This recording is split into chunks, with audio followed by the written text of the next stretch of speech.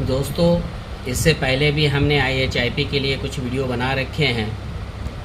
आज के डेट में IHIP पोर्टल पे जो सब सेंटर की मैपिंग होती है फैसिलिटी वाइज, वो कैसे करेंगे उसके बारे में बात करेंगे।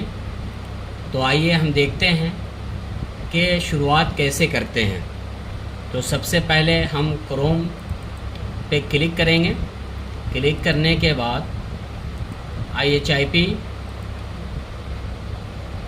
लॉगिन करेंगे। ये देखिए, आपने जो sign in NHP national health portal, इसका जो ये URL है, इसी URL का हमें यूज़ करना है। अगर इसके बजाय इस URL का यूज़ करते हैं IHIP learning.in, तो ये पोर्टल ओपन नहीं होगा। इसलिए हमें इस बात का ख्याल रखना है कि जो पहला URL है उसी पे हमें क्लिक करना है। जैसे हम यहाँ पे क्लिक करने के बाद हम यहाँ पे यूज़र नेम डालेंगे। यूज़र नेम डालने के बाद हमें पासवर्ड डालना है।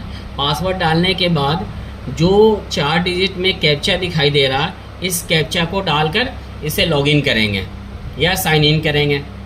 यहाँ पे एक्सेप्ट का ऑप्शन आएगा, एक्सेप्ट कर लीजिए। उसके बाद हमें जिस सब सेंटर को फैसिलिटी वाइज मैपिंग करना है, उसके लिए हम एडमिनिस्ट्रेशन वाले ऑप्शन पे जाएंगे। वहाँ जाने के बाद यहाँ पे जो आपको मैनेज हेल्थ फैसिलिटी पे जाना है, मैनेज हेल्थ फैसिलिटी पे जाएंगे। इसके बाद कम्युनिटी हेल्थ सेंटर जो हमारे यहाँ 32 हैं, इस पर हम क्लिक करेंगे। और यहाँ पे क्लिक करने के बाद जिस फैसिलिटी के सब सेंटर को मैपिंग करना है, उस फैसिलिटी पे हम जाके उसे क्लिक करेंगे।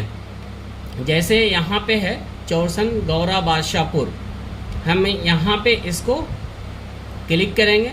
क्लिक करने के बाद हेल्थ फैसिलिटी डिटेल पे हमें जाना है। यहाँ पे हेल्थ फैसिलिटी डिटेल पे हम यहाँ पहुँचेंगे। पहुँचने के बाद आप देखेंगे कि यहाँ पे फैसिलिटी टाइप यानी कम्युनिटी हेल्थ सेंटर है। उसके आगे फैसिलिटी का नाम लिखा हुआ है, उसके आगे डेट ऑफ इनरोलमेंट नंबर है, उसके आगे स्टेटस है। इसी तरह से ये ऑनरशिप किसकी है, पब्लिक की है या प्राइवेट है। तो यहाँ पब्लिक आपको दिखाई दे रहा है। अर्बन यूनिट है, रूरल यूनिट है। यहाँ पे रूरल यूनिट है, इसलिए रूरल दिखा दे रहा। यहाँ पे फैसिलिटी नेम हम किसे कहते हैं, आप देख लीजिएगा। एक यूनिवर्सल आईडी होती है जो रैंडम जनरेट होती है, जिसको national identification for all health facility of India, ये खुद ब खुद यूनिक आईडी जनरेट होती है जब हम फैसिलिटी को क्रिएट करते हैं। इस तरह से आप यहाँ पे बिल्डिंग किस बिल्डिंग में चल रही है, वो बिल्डिंग का नाम दिया हुआ है। इंटरनल लेबोरेटरी प्रेजेंट है, उसके बारे में उसकी डिटेल यहाँ पे मौजूद है। इसलिए आप देखेंगे कि यहाँ पे 2 तरह की आईडी यहाँ पे यूज़र आईडी दिखाई दे रही है। एक हेल्थ फैसिलिटी के लिए ये आईडी है, दूसरा जो LB से शुरू हो रही है, ये लैब रिकॉर्ड को मेंटेन करने के लिए दूसरी आईडी यहाँ पे शो कर रही है। हम यहाँ पे ये लैंडमार्क है। लैंडमार्क अगर उसके आसपास में कोई स्कूल है, कोई कॉलेज, कोई मंदिर मस्जिद या किसी तरह का कोई वहाँ पे फेमस कोई जगह है, तो उसको आप इस लैंडमार्क में यूज़ कर सकते हैं। जैसे यहाँ पे ऑफिसर इंचार्ज का नाम हम लिखेंगे। जैसे हमने यहाँ पे लिखा डॉक्टर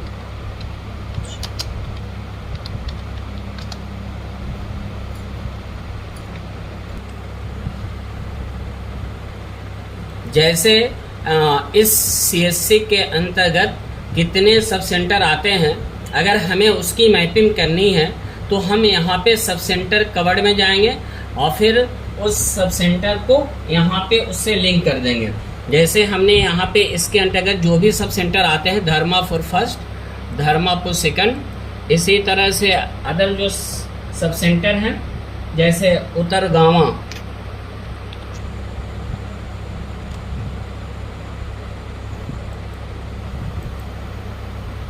ये उत्तरगांव, उसके बाद सब सेंटर है इनका पांडे पट्टी, ये पांडे पट्टी हमने सेलेक्ट कर लिया। इसके बाद है रत्तीपुर, यहाँ पे क्लिक करने के बाद रत्तीपुर।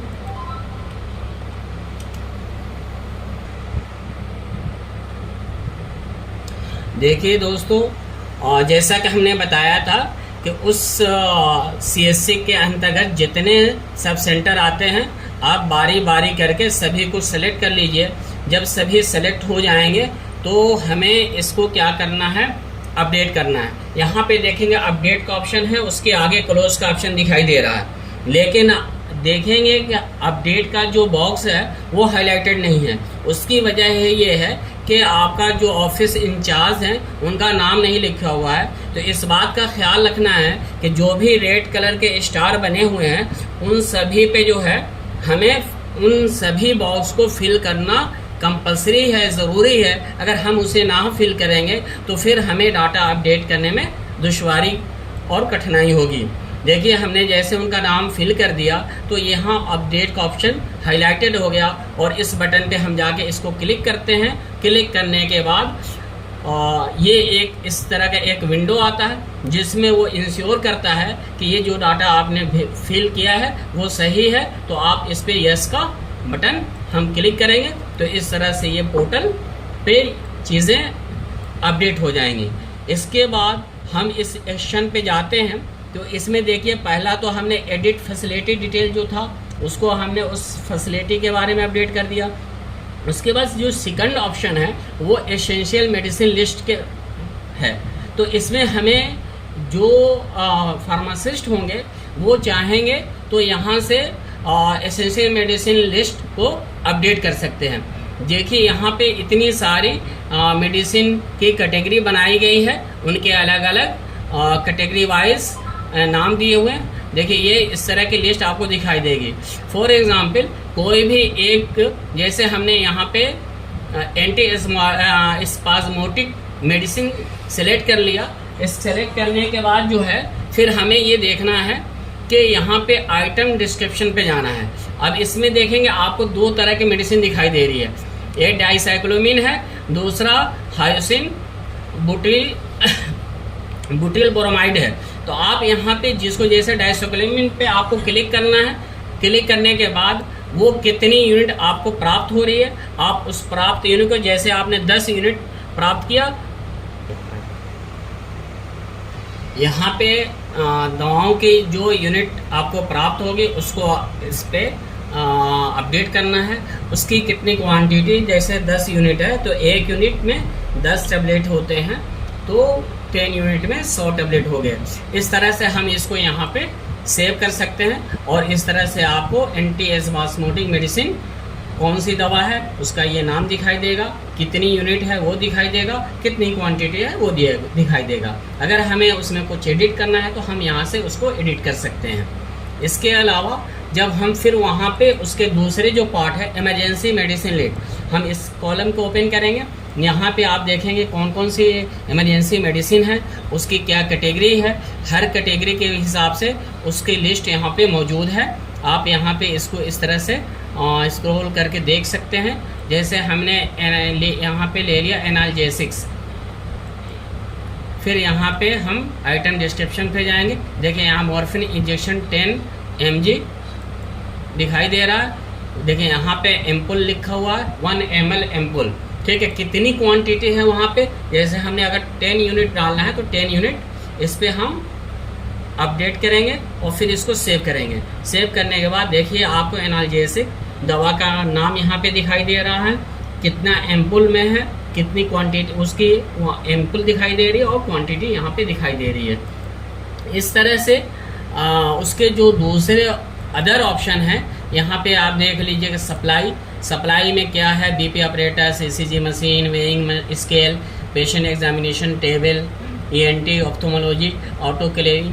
तो इस तरह के सारे ऑप्शन मौजूद हैं। जो भी वहाँ पे सुविधा उपलब्ध है, जो इक्विपमेंट सप्लाई में मौजूद है, आप उसका डाटा यहाँ पे फिल करके कितनी वहाँ पे होना चाहिए, कितना वहाँ पे अभी प्रेजेंट टाइम में मौजूद है और कितना गैप है, वो आप इसमें फिल करके कुछ रिमार्क्स, कुछ कमेंट्स डालना चाहें तो आप यहाँ पे डालने के बाद इसको अपडेट यहाँ से सबमिट कर सकते हैं। ठीक है, हम यहाँ पे क्लोज कर रहे हैं। इसके बाद जो है आपको यहाँ पे जो तीसरा ऑप्शन, चौथा ऑप्शन है हेल्थ वर्कफोर्स। आपके पास कितने वहाँ पे ह्यूमन रिसोर्स हैं आप वहाँ पे देखिए, उनके डिस्टिनेशन के अकॉर्डिंग, जैसे मेडिकल ऑफिसर MBBS कितने हैं, डाटा एंट्री कम अकाउंटेंट या कलर कितने हैं, फार्मासिस्ट कितने हैं, नर्स मिडवाइफरी स्टाफ नर्स कितने हैं, health worker female oblique ANM, health assistant male, health assistant female, LHB, health educator, lab technician, cold chain handler और वैक्सीन लॉजिस्टिक असिस्टेंट। इस तरह से जो है कई सारे ऑप्शन यहाँ पे मौजूद हैं। उनके पोस्ट के अकॉर्डिंग आप यहाँ पे लिख सकते हैं कि उनके कितनी पोस्ट आपके CSC पे सेक्शन है, कितने रिक्वायर्ड है, आप उसको यहाँ पे मेंशन कर सकते हैं। प्रेजेंट टाइम में कितने वर्किंग में हैं और कितनी सीटें वैकेंट और खाली हैं, और खाली होने की क्या वजह है, आप उसको रिमार्क्स में यहाँ पे डाल सकते हैं। इस तरह डाल के आपको यहाँ पे सबमिट करेंगे तो ये डाटा भी इस पोर्टल पे अपडेट हो जाएगा। फिलहाल हम इसको क्लोज कर रहे हैं। इसके बाद हम देखते हैं कि और कौन सा ऑप्शन मौजूद है।